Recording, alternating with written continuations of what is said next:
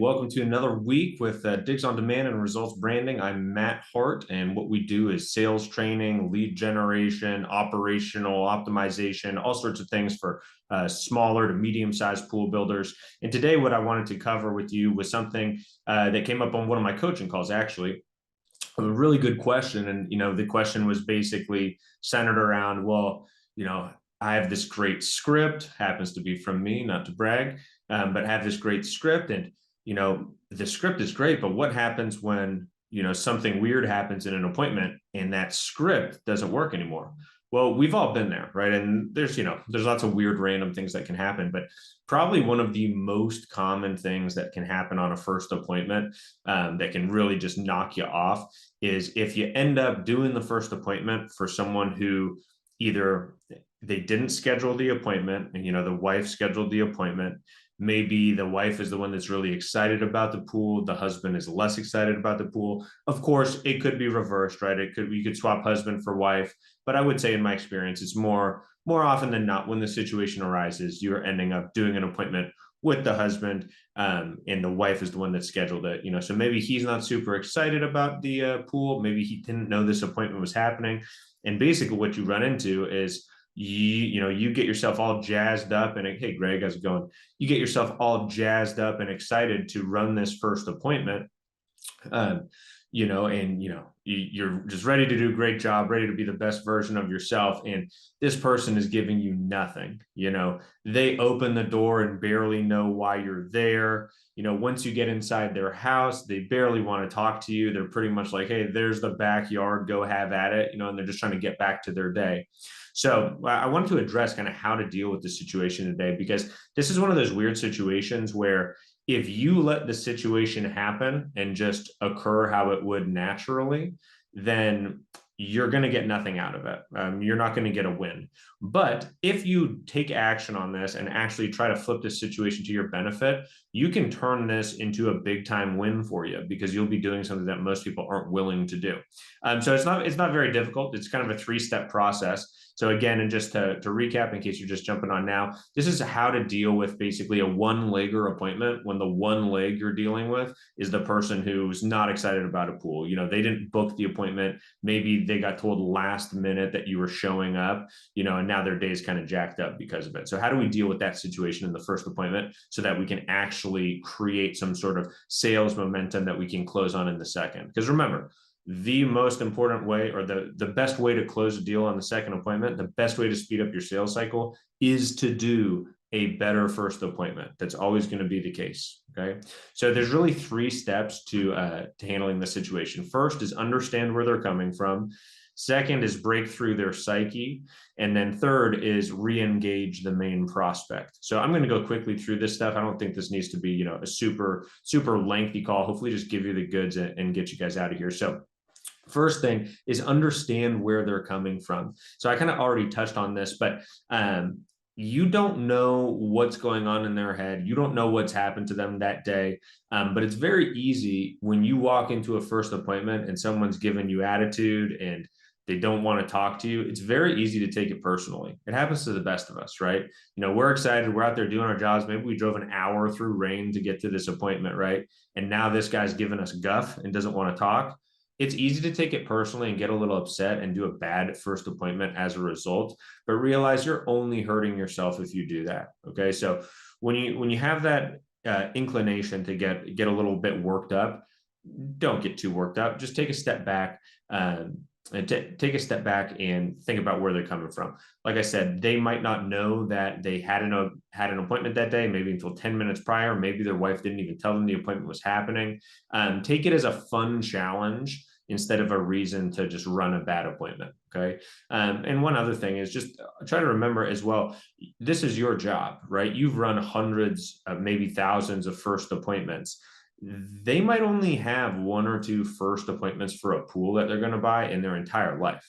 Right. So they don't really know how it's supposed to go. If you feel like they're brushing you off, maybe they think it's like a plumber showing up to, like, I don't know, give them a quote on fixing their sink. Like, they don't realize that this is more of an interactive situation.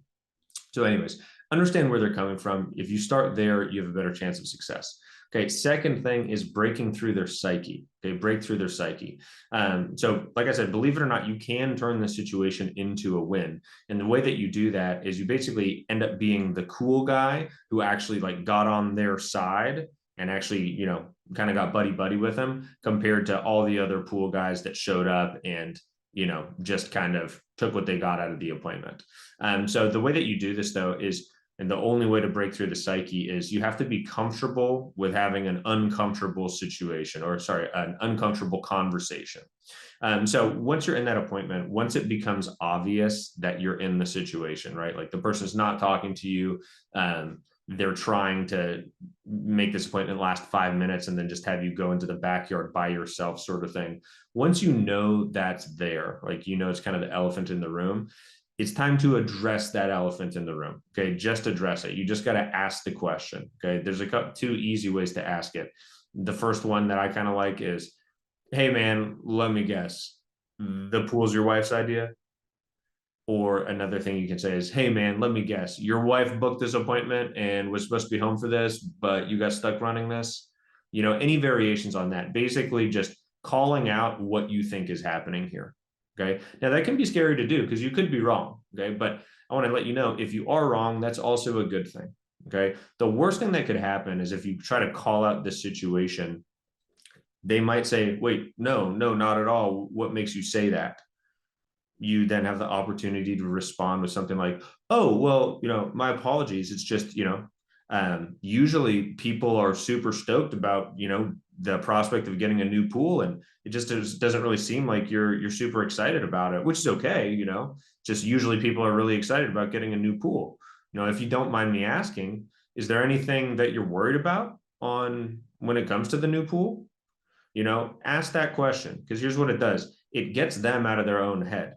Okay. If they really aren't upset about having to deal with some pool sales guy that they didn't think was going to show up during their day, if they really aren't stuck there and they were coming across that way for another reason, maybe they just got off of a bad call at work. Maybe there was something else going on. They're just stuck in their head, kind of going through the motions. If you call this out in a polite way, then it brings them back to what's actually going on and allows you to have a real conversation with them. It's literally a no-lose scenario. Okay, as long as you do it politely and respectfully, and authentically, you're going to get a good response. I've never had it go the wrong way, but realize, let's say you asked and someone got offended. Well, guess what? The worst thing that's going to happen is you don't sell a swimming pool to that person. And if you don't just approach this elephant in the room and call it out, you're still not going to sell a pool to that person. Because remember, people don't remember what you say. They remember how you make them feel, right? So on the second appointment, or on the first appointment, if they're not feeling it, they're not excited about a pool, and they're just like totally disengaged, if no matter what you do on that first appointment, they're going to remember how they felt during the appointment, which was unexcited, uninterested, disengaged. That does not bode well for your second appointment. It's very unlikely you're going to sell a pool to that person. It would be very, very unlikely. But here's the reality. More often than not, when you think this situation is happening, it is happening. More often than not, what you think is the truth is the truth. Like, these people, they weren't expecting the appointment. They're not really excited about a pool. The wife is the one that wants the pool, but Mr. Jones is the one that's going to have to pay for it and deal with, all the logistics and aftermath of the wife wanting the pool. So it's kind of understandable, right? We already covered understanding where they come from. So when you ask that question, hey, did your wife put you up to this? Let me guess, the pool's your wife's idea. Any variation of that, a lot of times you're going to get the answer of like, haha, yeah, dude, that's actually exactly what happened. Okay. Again, this is a perfect opportunity for you to be authentic with the person and really work on rapport, really work on relationship, because they've now opened up and you're now both operating from like a point of truth. So what I like to do first is I like to just straight up ask them at this point, hey, so are you on board with the idea of getting a pool? Or is this just like some pipe dream that your wife has that is never going to happen? And I'll ask it straight up like that, because every now and then it happens, every now and then you have an appointment that's booked, right, where the wife thinks that they're going to afford $150,000 swimming pool, and the husband's like, lady, we're broke and we can't pay our credit cards right now, and there's just no way it's going to happen. Again, this is not a bad thing. This gives you the opportunity to level with the dude, say, hey man, no worries, let me follow up with you in 6 months, see how you're doing then. Would that be okay? And it prevents you from spinning your tires needlessly, and more importantly, it really puts you on the level with the guy, and allows you to do very effective follow-up. You're really creating a relationship built on, trust and understanding, as opposed to just plowing through the first appointment and trying to design this guy a pool. And, if you think the first appointment's uncomfortable, just wait till the second appointment when he has to tell the wife in front of you that they ain't got no money, right? That's not fun either. But again, that doesn't happen that often. More often than not, what happens is you ask them, hey, let me guess, your wife put you up to this? And they say, yeah, man, that's exactly it, dude. I didn't even know you were coming over. My wife's the one that knows everything about the pool. I'm just here. I have work to do, and he'll tell you what's going on. So here's how you respond. You say something along the lines of, hey, Mr. Jones, I feel you. I get it. Let me tell you something though. I got to do my job for 2 reasons. I got to make sure that my boss is happy with me, and I need to do my job right to make sure that your wife is happy with you. Okay. I promise that I will make this fast and painless for you, but I do need like 15 minutes of your time to help me. Can you help me for 15 minutes?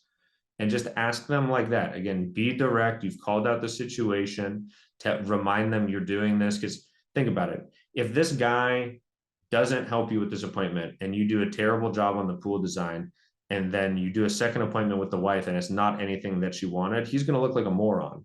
Okay. Now you don't have to tell him he's going to look like a moron, but you can make sure he understands that, hey, I need you to help me so your wife is happy with you and knows that you kind of participated in this, right?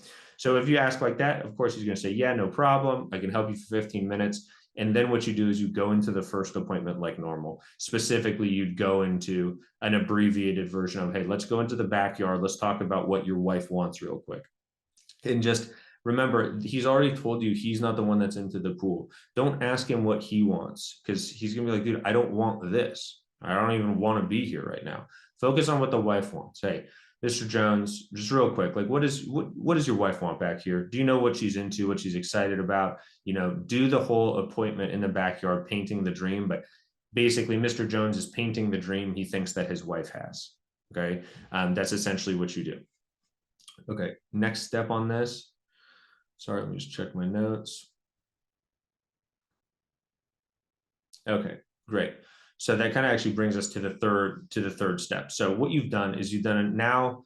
If you think about how this first appointment went, instead of you just having a terrible first appointment that would have generated you nothing, you've now, broken through the barrier, gotten this guy to talk to you, kind of leveled with the guy.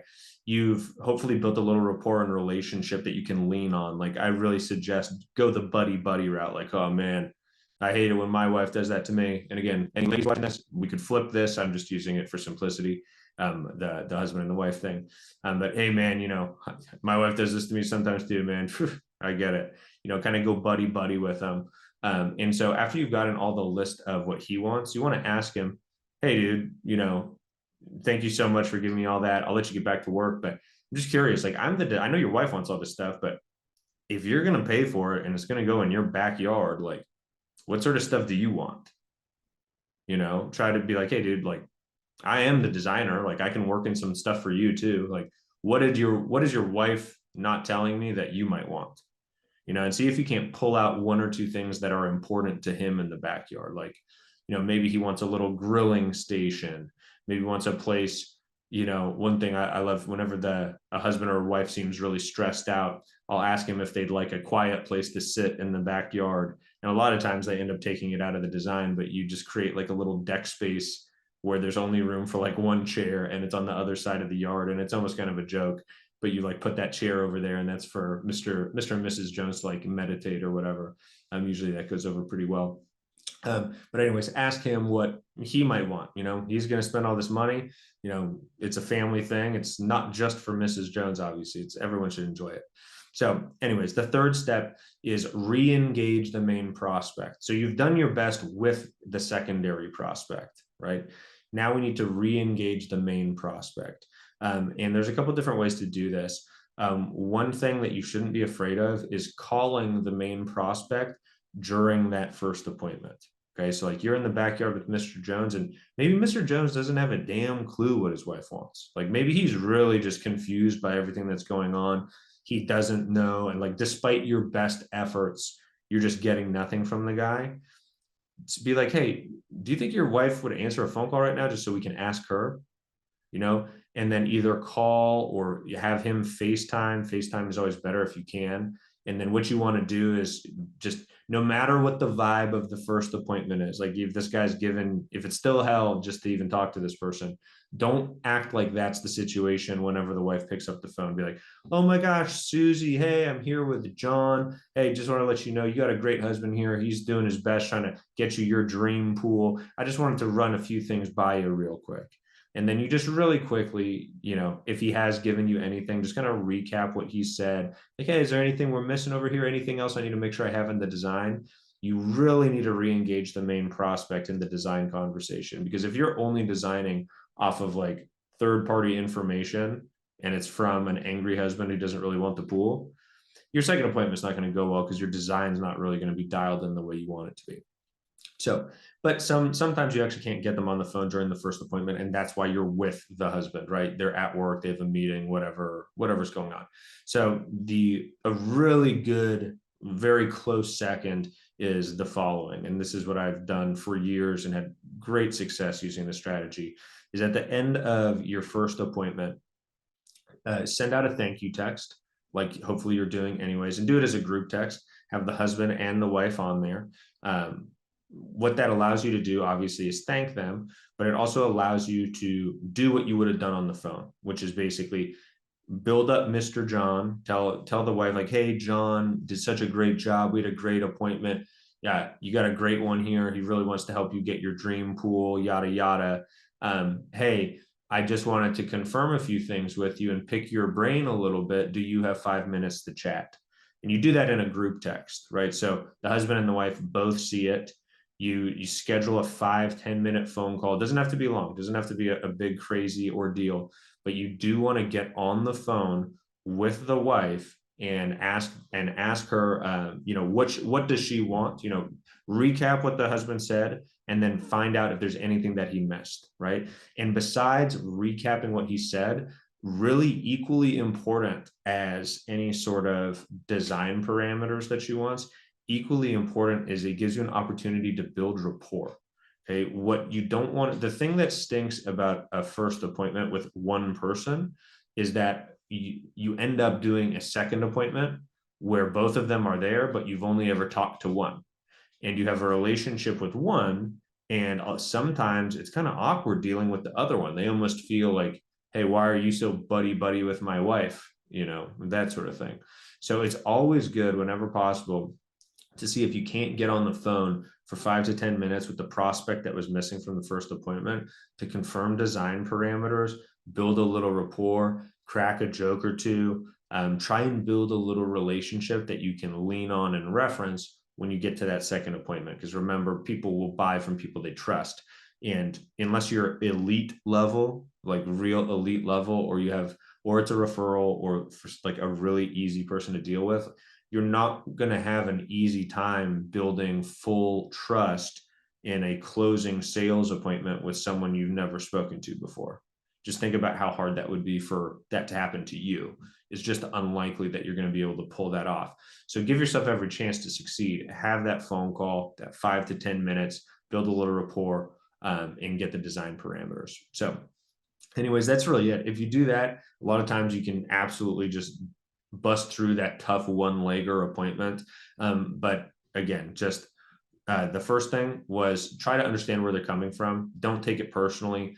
Don't get in, just because they're in their head and they're in a bad, shitty mood doesn't mean you need to let that impact you and your mood. Figure out take it as a positive challenge, opportunity to get better at your craft, opportunity to do something you haven't done before that most people are not going to have, the cojones to actually pull off.